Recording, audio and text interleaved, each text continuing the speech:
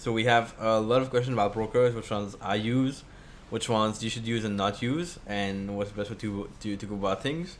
So we'll cover that soon. And yeah. So Anelo, you're ready? You want to share? Just say hi or whatever. Yes. Hi, everyone. I am Alejandro. We will be talking today about several things, but the best thing would be to also answer some of your questions live. So please put your questions in the chat so we can answer them live. Awesome. And if you guys wonder, Anelo is working in the academy mostly, doing a lot of work there to be able to support our students to get some really good result. And we're quite happy with that. I know he was on the mastermind call this morning, which I couldn't attend, but he did the mastermind call. And these calls are powerful. So if you have the chance to be in the academy already and you don't go to a mastermind call, then definitely go. We have them every 2 weeks and they're amazing. They really had a lot of value and they are kind of providing a lot of people with like solutions or answers to their challenges. If you're not going or if you missed the one today, then go to the next one in 2 weeks and we'll be happy to help you out, of course. So we have Mark, we have Jason. What's up, Jason? How are you? Jason is in the academy, so welcome here to the live video. It's awesome. So guys, before we go further, I just want to talk about the brokers quickly. I get this question a lot, and the question is, which brokers are you using? And I want to answer it quickly. I want to make sure we cover these because I use different brokers for different reasons. So I use at the moment, as of like right now in November 2019, I use two brokers. I use Oenda and I use Accelerator. Now they're similar and different at the same time. They have the same platform. They both have MT4. Oenda, the reason I use it the most is because it works with TradingView. So you can connect it to TradingView, as long as you're not in Europe, which in Europe it doesn't work. But if you're outside of Europe, you can connect your account to TradingView, trade on TradingView, which is really awesome. It's really cool. And they also have a lot of options. Like they have a platform themselves that they've built. That's the advanced charting that they have with FX Trade, and it's really good too. Okay, if you want to kind of trade with that only, that's fine. That's perfect. On the other side of that, you have Accelerator. And by the way, on that they have offices everywhere in Canada. They have some in Toronto. They have in the I believe in the US and in Singapore too, and a few different places. And then the other one on the side of that is Accelerator. Now these are I kind of know the people there a little bit more. I met them when I was back in Sydney.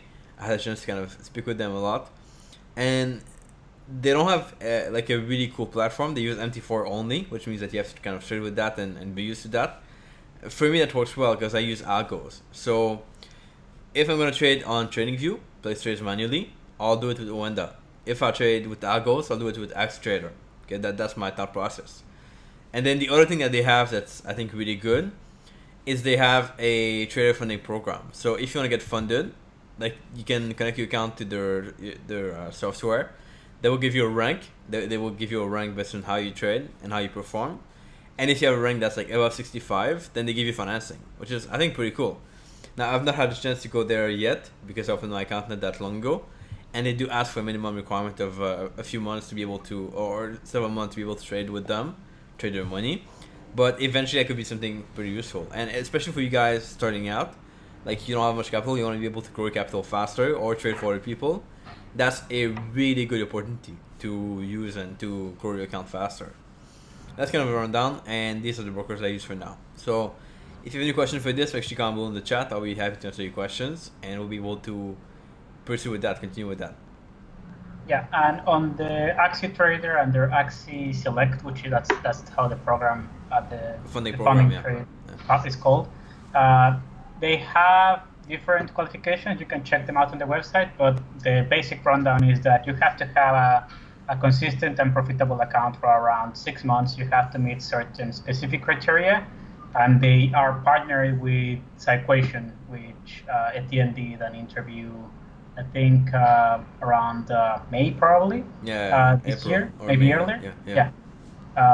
And then they take the metrics from Cyquation, which also gives you some metrics and some other type of reports to how to improve your trading. So you have to be signed in to Cyquation with your Accelerator account and then have the Accelerator account to be eligible for the funding. and then they are going to be giving you a funding incrementally according to those rules. But the minimum time, if I remember correctly, is between 6 to 12 months, Yeah, 6 12 months. depending Yeah. on your score on the equation program Yeah. for that. Yeah. Exactly. And we might do a video on that in the future. Actually, that could be useful. So if you guys are wondering kind of what makes it that you can get a good score on Psychoesion, I found some things that like I didn't know about first, and then I kind of trade and I noticed them, and there's a lot of things that impact your score. So if you want to be able to kind of rank higher, there's things you can do for that. So we're gonna talk about them in the future if you want. If you're interested in that, make sure you comment in the chat or in the comment section. Let me know, and we can do a video on that in the future too. Because like I made a few mistakes when I began with Psychoesion that I would like try things out. Sometimes I would do like test trades, I would try different things, and then the score will be lower because of that. So you want to be careful with those things. Yeah, exactly. And I think there are several things because they basically look at all your stats. Yeah. For most people know my FX book, so my FX book kind of shows you some stat, but Equation takes all of those stats plus other proprietary stuff and kind of packs it into a number. Get a score. Yeah. A score, yeah. So it's an easier way for people that actually select, and even for traders themselves, to compare each other. But there are many things that can be a bit mystical, or like why did that happen, right? Or how to. Yeah, so it will be probably a great topic too.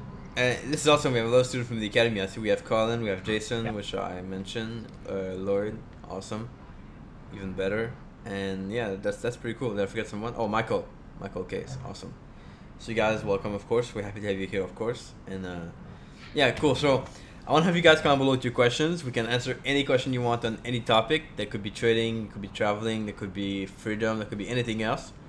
And we'll be happy to focus those questions. And then if you have any topic you want us to talk about or focus on, we'll be happy to do that as well. And focus on topics that will help you get result. Our goal with these live is to be able to push you guys to get more freedom with your trading. So if we can do that, and if we can give you like tips on how to achieve that, that would be awesome. So let's just work with that and get started with your questions. Yeah. So anyway, you have anything you want to talk about or anything you want to cover?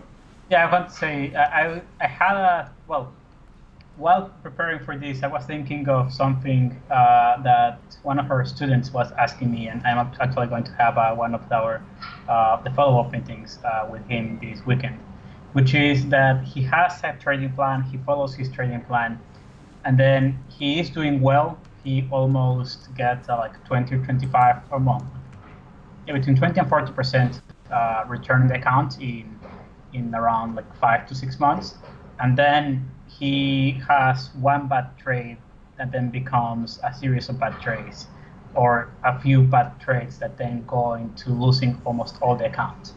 So I wanted to talk about that kind of that because you also released on Wednesday the video about getting back up after blowing your account, right? So I think it ties up into those things. So maybe we can talk about a bit of trading psychology and what are the factors that make people to get derailed into their trading and maybe start or stop following their account, and what they could do to solve those things, right? I mean, I can speak maybe to the psychological, well, you can speak maybe to psychological and other factors, and I can speak maybe to the technological tools that they can use to try to enforce that, or to try to help them to build better rules in order to prevent them from going out to the rails, to say it in a way, right? And blowing up their accounts.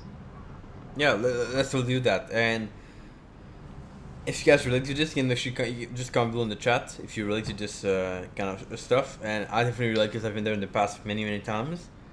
And I think that one of the reasons why people, like one of the biggest reasons for drawdowns, for blowing up your account, for losing a big chunk of your account or whatever, is a lack of self-analysis, a lack of going back on your performance, see what you did, and a lack of correcting that to move forward. People love to trade, but they don't love to review.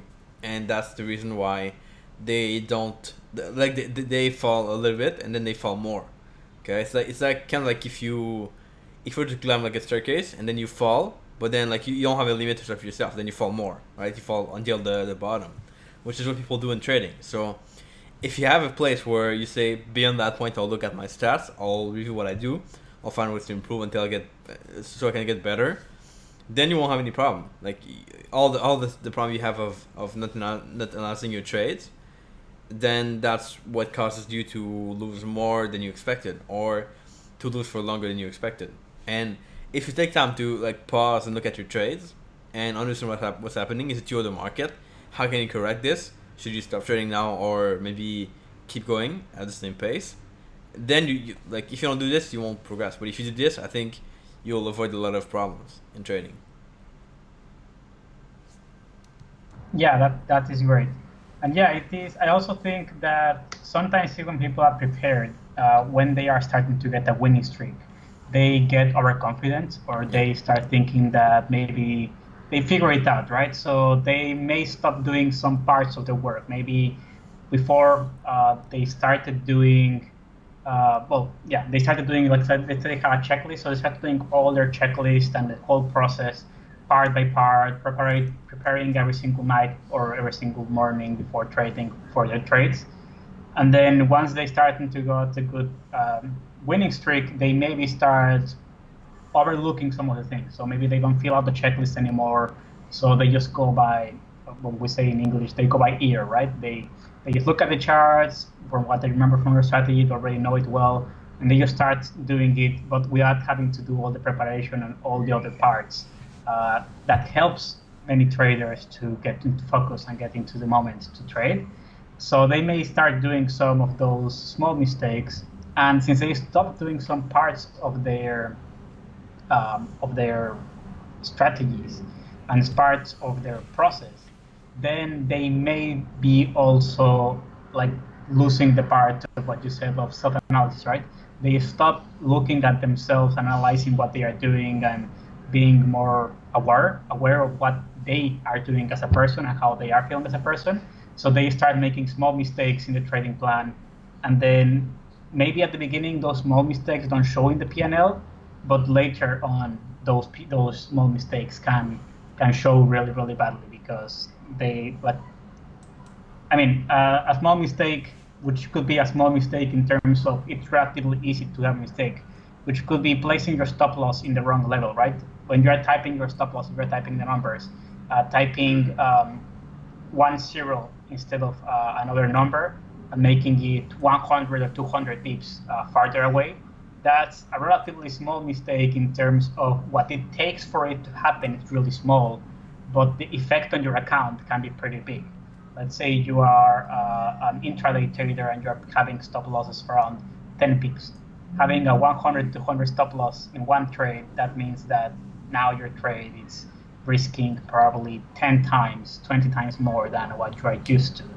And if you're trading with 1% of your account, that could basically mean that now your hard stop is at 20% of your account, and one big what that trade going to lose if you don't see or realize your issue, your error, your mistake, then that could mean basically losing your account, right? Because for many people, 20% of the account is pretty close to the point of no return psychologically, more than, economically it is potential to come back, but psychologically it's very hard for many people to come back from 20-30% losses. So that could be also like another factor.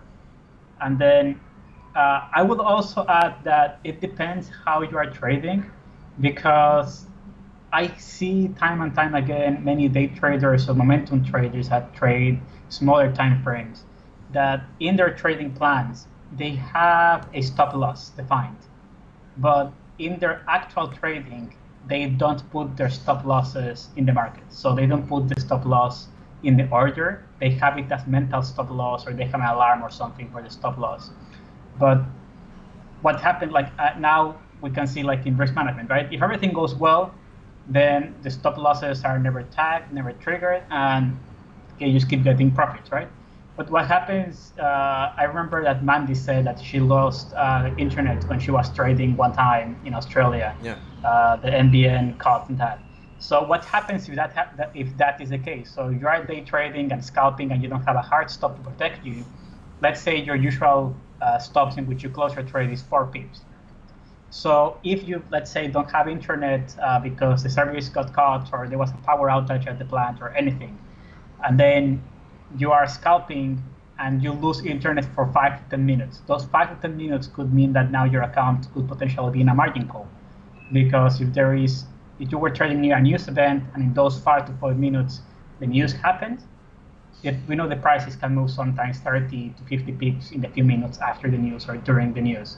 And if your stop loss was around 4 pips, but you didn't have a hard stop loss in your account, then a 30 pip move would be about 60, no, around like 15 times your normal stop loss size, right? So one or two of those type of mistakes or errors that maybe they are not your fault, it's the internet provider's fault or the grid fault, but they affect you, right? So I think that is also important to review your trading plan on what are your technological tools to help you avoid that. The first technological tool I would say it's a stop loss, right? Every broker now in the planet allows you, but maybe not for stocks in every part in the planet, but for Forex, they allow you to place stop loss in the market and the broker will take care of the stop loss for you. You don't have to worry at all about anything with the stop losses, right? So that is the first thing you have to do. And if you're having these issues in which you are having either you get derailed or you start losing accounts, look at what are the triggers or what are the points in which you could have stopped it. Like look really hard into your trading, into like introspect back and see where could I have stopped this, and then see if there is something that you can put. For example, I myself have always an algo running. Well, beside my algos, I have another algo running, which is a risk manager algo running. So whenever my account gets to certain levels of exposure, to certain levels of risk, certain losses, it will start nagging me, sending me notification every single time a trade is open, every single time a trade is closed. It will send me notification telling me you're past your risk limits, you should stop trading for today or for the week or until X amount of time, right? So think like that, maybe enough for most people to realize that they are doing something and to basically stop that cycle and change. Because I remember Mandy talking about it's a behavioral pattern, and the first thing you have to do is stop it. And then once you spot it and stop it, then you can do the thing to work with, right? So what you said, the first thing would be awareness.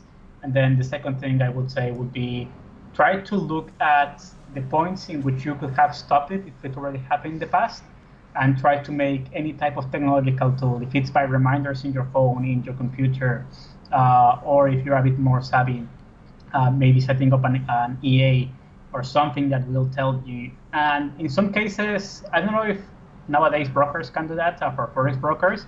Some cases you can just let your broker know, like, okay, can I change my account so that the stop out level for margin call, it's instead of the normal margin cost level, just like cut me out when my equity goes up below a certain level, so that the broker already has, let's say, instructions. So if you already lose 20% of your account within 1 week, they will close out every trade and halt it until you call them back to ask them to remove that restriction.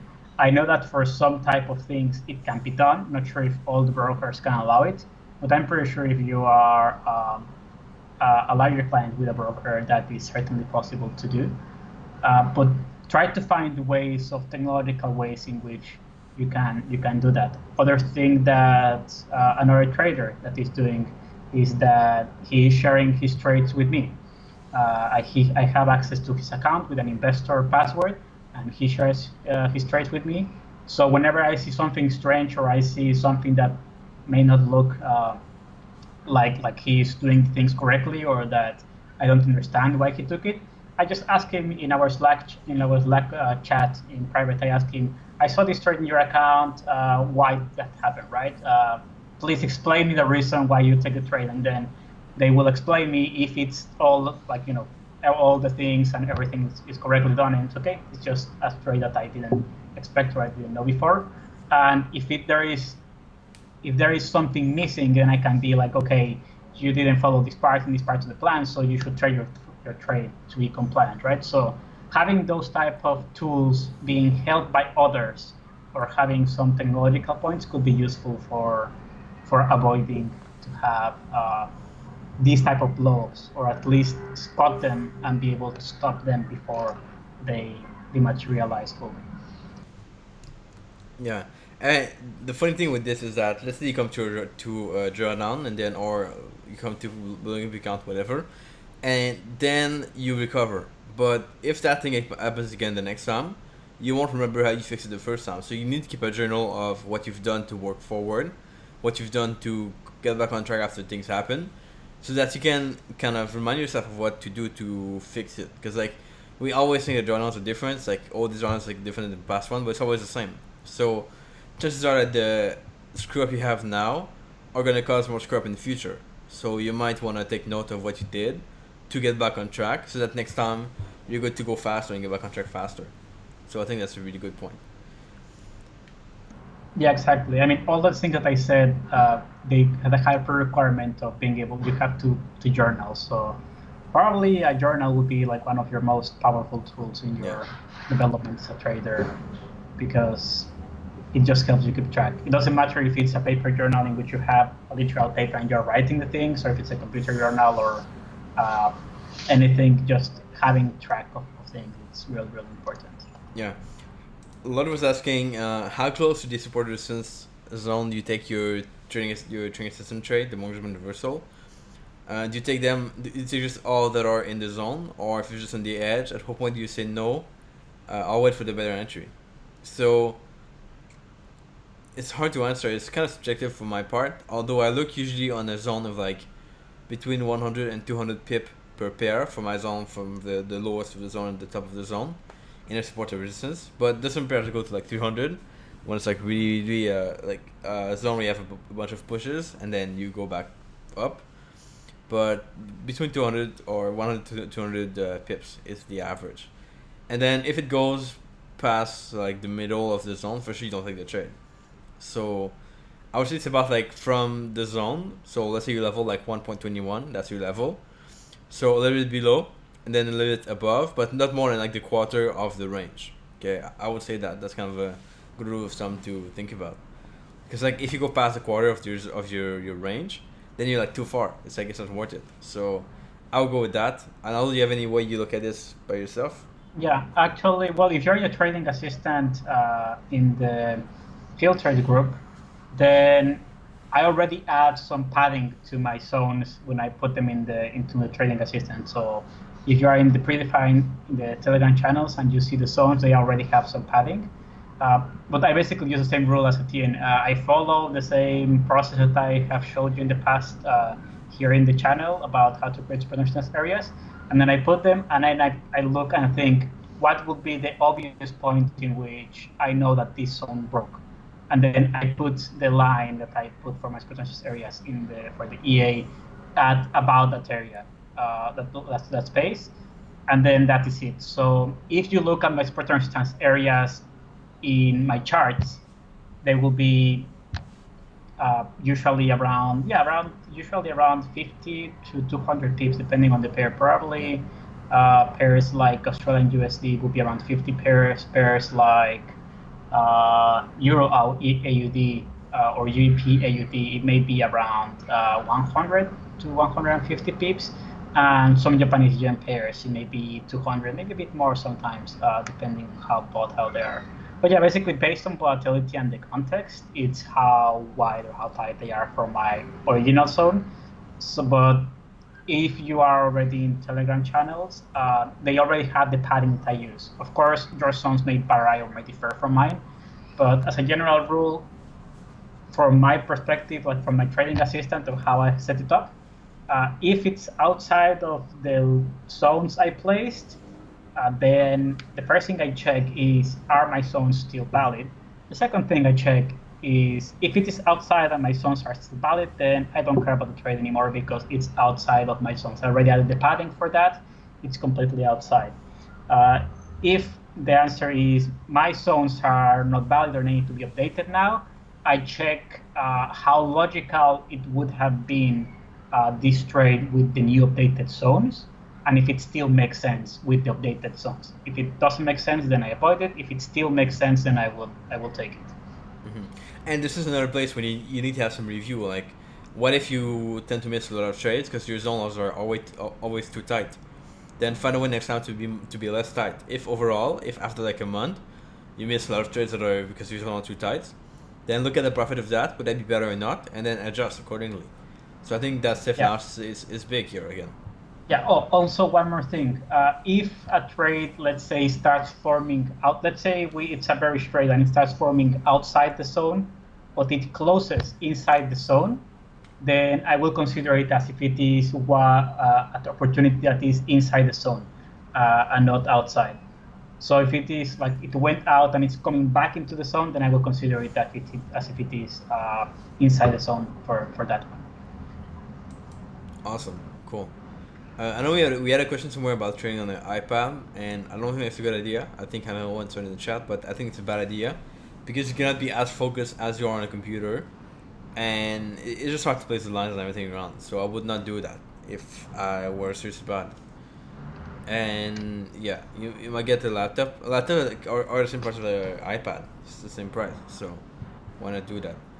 Yeah. And yeah, and the other thing is that you tend to see things differently. You tend to look at the short term too much on a small device as opposed to the long term or the big picture view, and that's not good, in my opinion. Yeah, I actually would say that around 13-inch screen would be the minimum you need for trading, because anything smaller than that, it's pretty hard to see some details sometimes when you are looking at the things, like in the charts for myself. And for me, anything larger than around 30 inches, it's too much because it's too much. I prefer to have like then I will cut the charts a bit more. But yeah, I would actually say that since you said that you are starting out, I would say definitely don't use an iPad. What you can use the iPad for is to watch videos, to try to learn to trade, to read articles, and that's all you have for now. But I would definitely say do not trade on the iPad. Better start by learning. You can use iPad for that. You can read websites. You can read the blog of Ready Trader. You can watch the videos and start learning. But don't try to trade on the iPad because, as some people said and as Etienne said, the tools are much more limited. The user interface is much harder to control. And lastly, I doubt that most people will be able to do the work it takes to develop a trader on an iPad.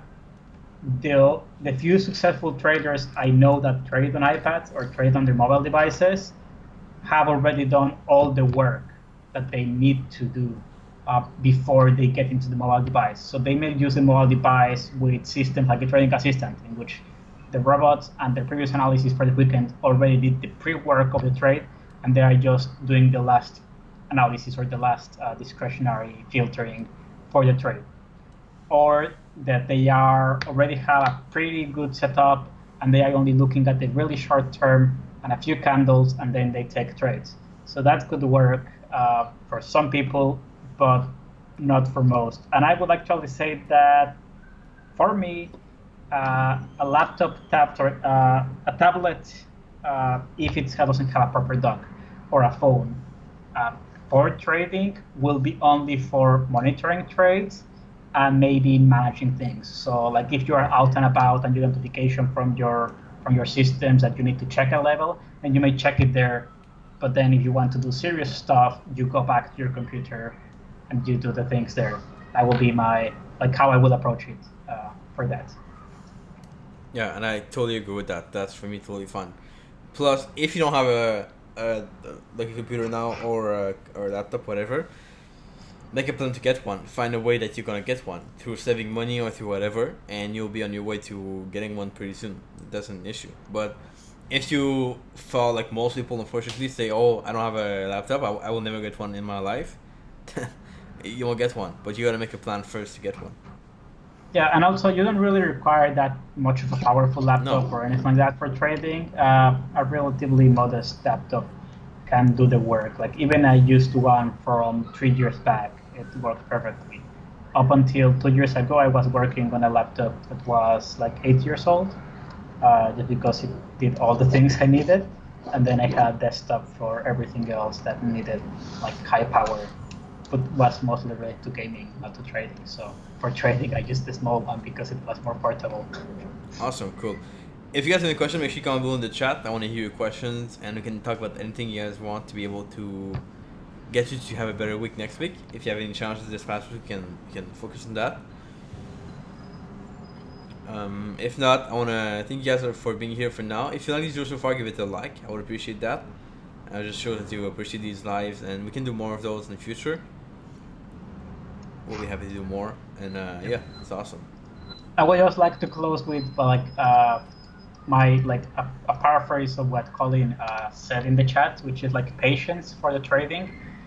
If you are having losing trades, one of the easiest way to lose less money in trading is to take less trades. Just be patient, wait for the right trades, and actually some of our students and other traders, when we have talked, they have told me that their biggest breakthrough as a traders was not taking more trades or improving their skills massively or anything like that. It was taking less trades, but taking less bad trades. So they were taking less trades overall, winning more trades, and making more money. So that could be like, if you take only one thing from this video, take at least that part and apply it to your trade. Really powerful. So either you take less or you focus on finding the better trades. And sometimes, yeah, it might be the opposite, but it's true that taking less trades from multiples is the best way. And for me, I went to taking a lot of trades to taking fewer trades to taking a lot fewer trades. And now I'm kind of going back to taking a little bit more trade, but not too many. So it's a cool progression. Sometimes you gotta start at the extreme, try the extreme, and then go backward to where you fit, I think. Exactly, because if you are trying the stream and you have that patience, then that means that you are probably following your plan and taking only the best trades out there. So exactly. Awesome, guys. We appreciate this. We appreciate you for being here today. Of course, as always, comment below with your questions. After this, it's going to be over. We'll be going back and answering your questions in the chat and in the comments. And with that being said, we'll catch you guys back here, I believe, on Sunday, or if not Monday. Ciao. Bye, guys.